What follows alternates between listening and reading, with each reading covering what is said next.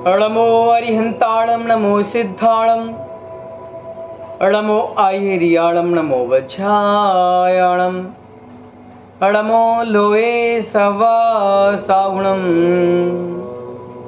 महावीर भगवान की जय।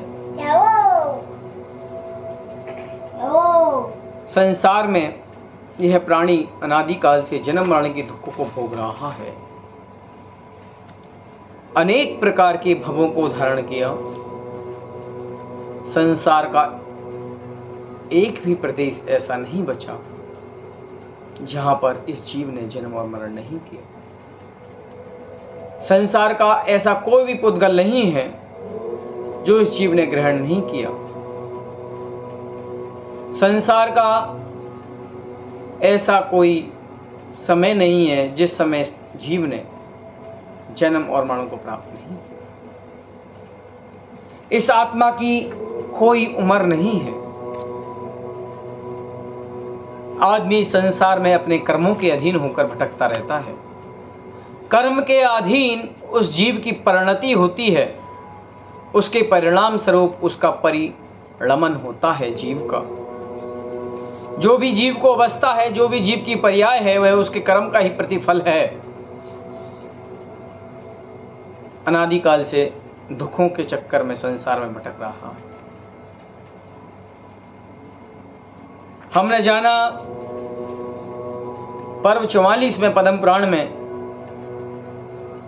रावण द्वारा सीता का हरण होता है और राम मोह कर्म के अधीन होकर अपनी पत्नी सीता के वियोग से बड़े व्याकुल होते हैं, शोक मग्न होते हैं।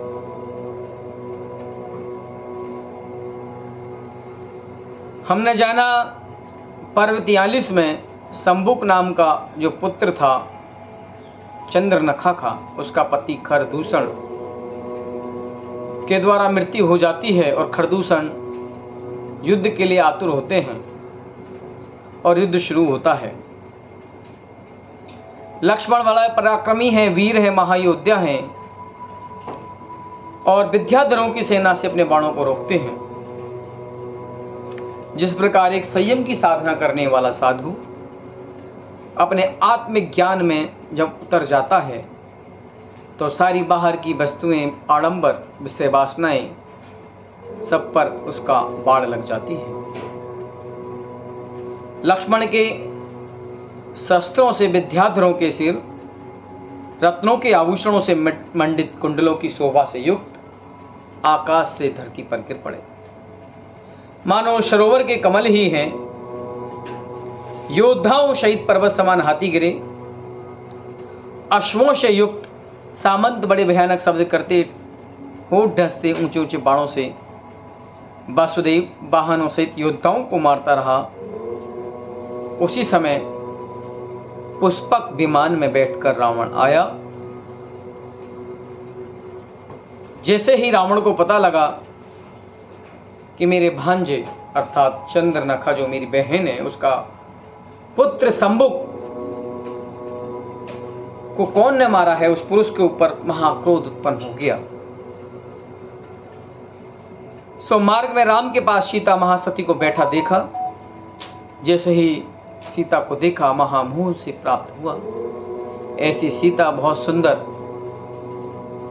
जैसे सीता को देखा, रति का रूप भी इसके समान न दिखे, मानो साक्षात लक्ष्मी ही है।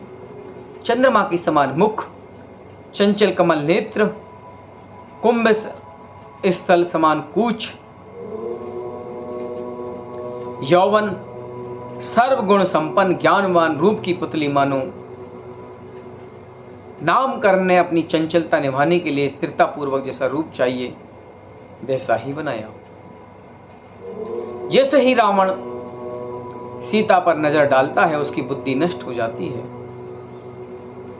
महारूप के अतिशय को धारण करने वाली सीता को देखते ही शंबुक को मारने वाले पर जो क्रोध होता है उसको देखते ही वह क्षण मात्र में नाश हो जाता है और सीता के मन में सीता के प्रति रावण का राग उत्पन्न हो जाता है।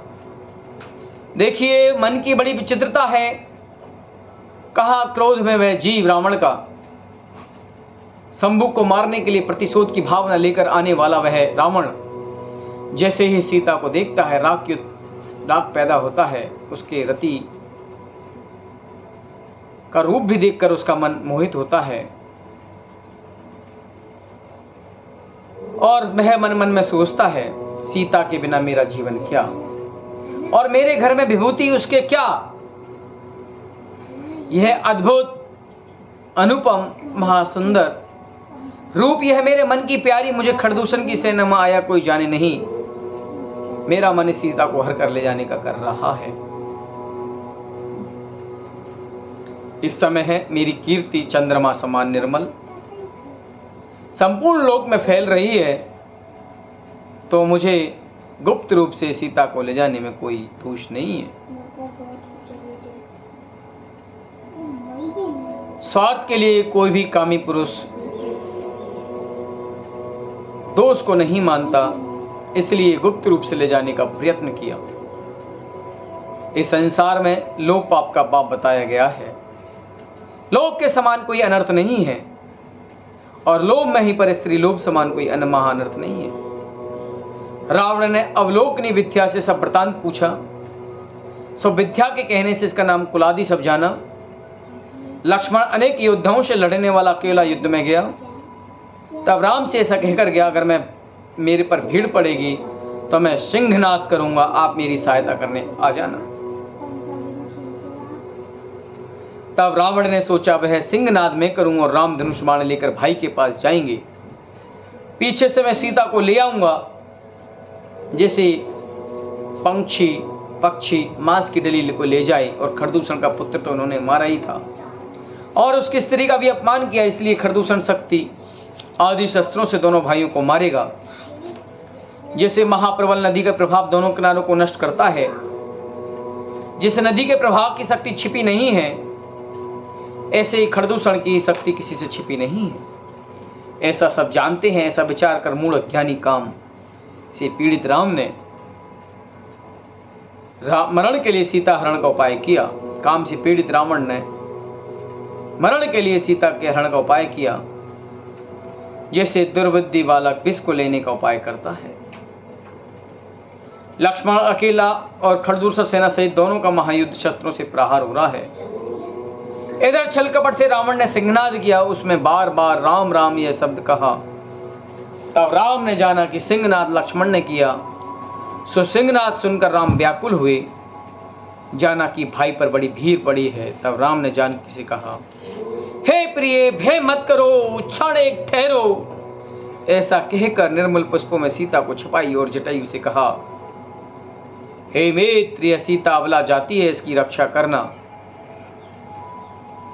तुम हमारे मित्र हो, सहधर्मी हो। ऐसा कहकर राम धनुष बाण लेकर चल गए। मार्ग में अनेक प्रकार के अपशगुन हुए, यह भी नहीं माने। महासती को अकेली वन में छोड़ शीघ्र ही भाई के पास गए। महारण में भाई के आगे जाकर खड़े रहे। उस समय रावण सीता को उठाने आया। काम रूपी अग्नि से विचलित है मन, उसका भूल गया संपूर्ण धर्म की बुद्धि। वह सीता को उठाकर पुष्पक विमान में बैठने लगा। तब जटायु पक्षी स्वामी की स्त्री को हरता देख क्रोध रूपी अग्नि से जलता हुआ उड़कर इसी तरह से रावण पर छपटा। तीक्ष्ण नाखों से चोंच से रावण का हृदय आदि शरीर को नोच नोच कर खून से युक्त किया।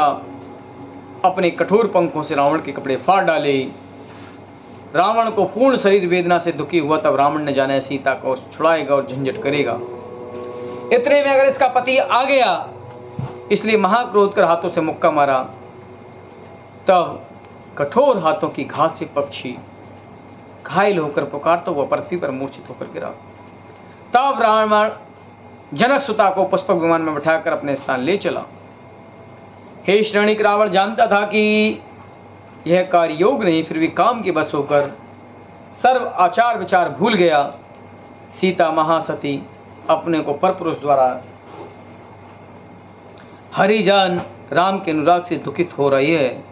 मन उसका महाशोकवान होकर आत्रुब्लात करती रही। तब रावण सीता को निज पति में अनुरक्त जान रुदन करती देख कुछ उदास होकर विचारने लगी है। सीता निरंतर रो रही है, वियोग से दुखी है, अपने पति के गुणों को याद कर रही है। अन्य पुरुष के सहयोग की अभिलाषा उसे क्षण मात्र भी नहीं है।